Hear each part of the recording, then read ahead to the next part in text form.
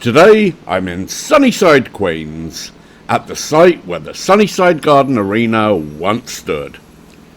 Though long gone, this legendary venue left an indelible mark on the history of sports and entertainment in Queens.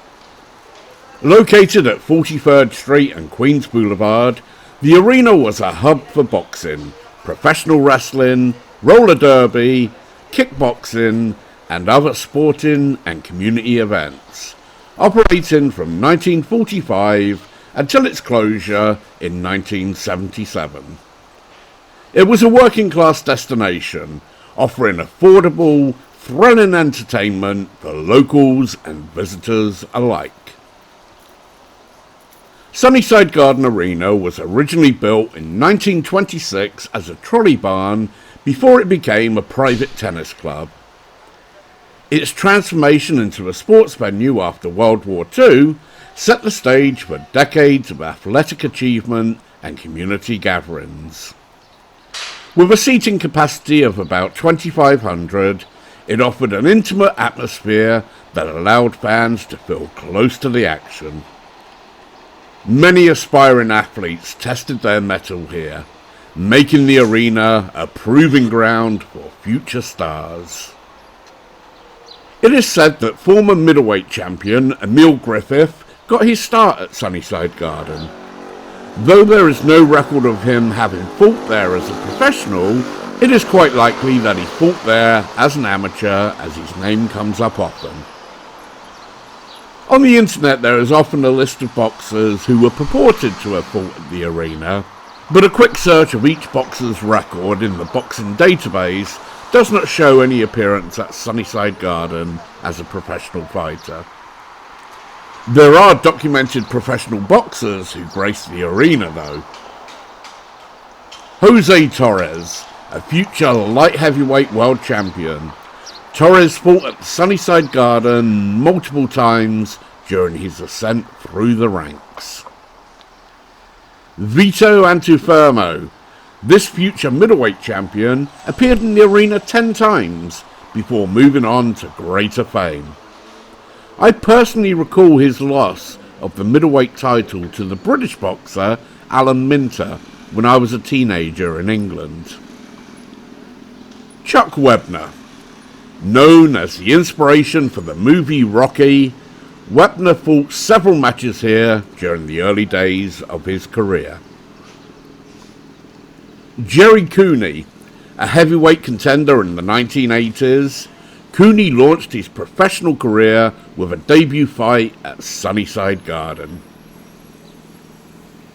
Tony Danza, long before becoming a Hollywood star in Taxi and Who's the Boss, Danza had his first 2 professional boxing matches at the arena in 1976.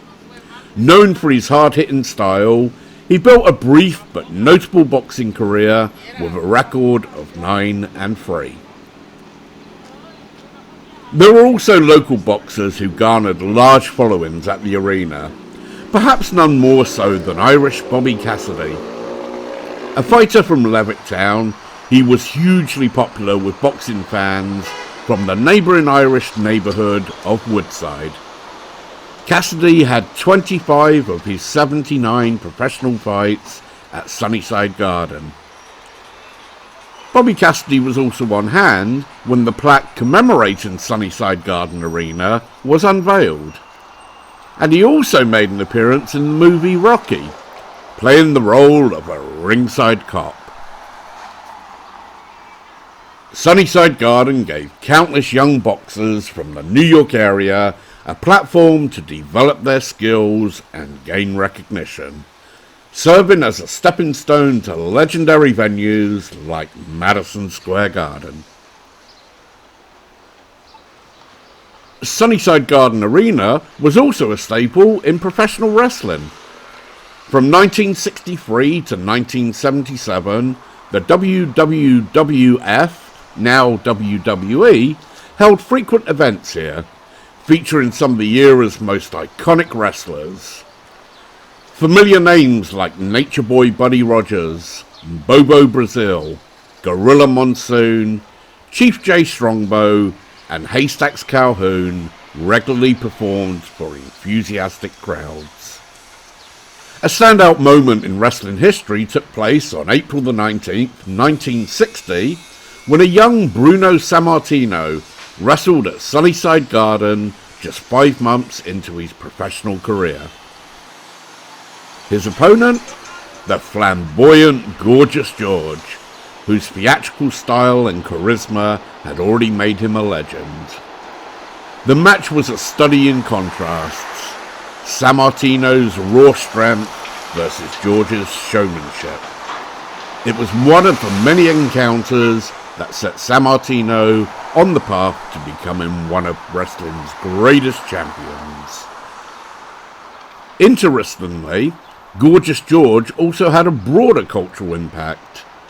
In 1961, he met a young Cassius Clay, later Muhammad Ali, and advised him that being outspoken could draw large crowds, stating, "A lot of people will pay to see someone shut your mouth."